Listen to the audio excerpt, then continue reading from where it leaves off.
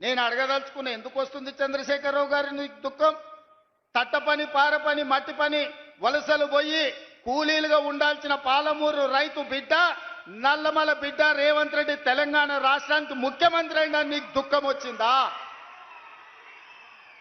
లేకపోతే మా దళితులేమో చెప్పులు కుట్టుకోవాలి, మా యాదవులేమో గొర్రెల్ని పెంచుకోవాలి, మా ముదిరాజు సోదరులు గంగపుత్రులు చేపలు పట్టుకోవాలి, మా గౌడన్నలు ఈదులు గీసుకోవాలని నువ్వు పథకాలు తెస్తే మేము ఈనాడు మా దళితులు, మా యాదవులు, మా గౌడ్లు, మా ముదిరాజులు, మా వాల్మీకులు, మా మాదాసి కురువ బోయల పిల్లలు చదువుకోవాలి.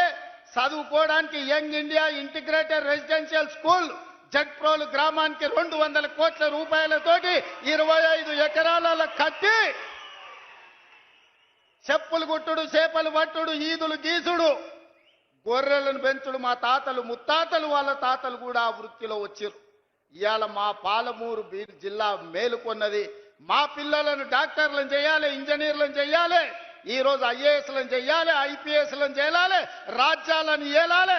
మా పాలమూరు బిడ్డ తెలంగాణకు ఒక 20 ఏళ్ళు ముఖ్యమంత్రిగా ఉండాలి అని మా జిల్లా కంకణం కట్టుకున్నందుకు ఇవాళ నీకు కడుపు నొప్పి దుఃఖం వచ్చిందా చంద్రశేఖరరావు గారని నేను అడుగు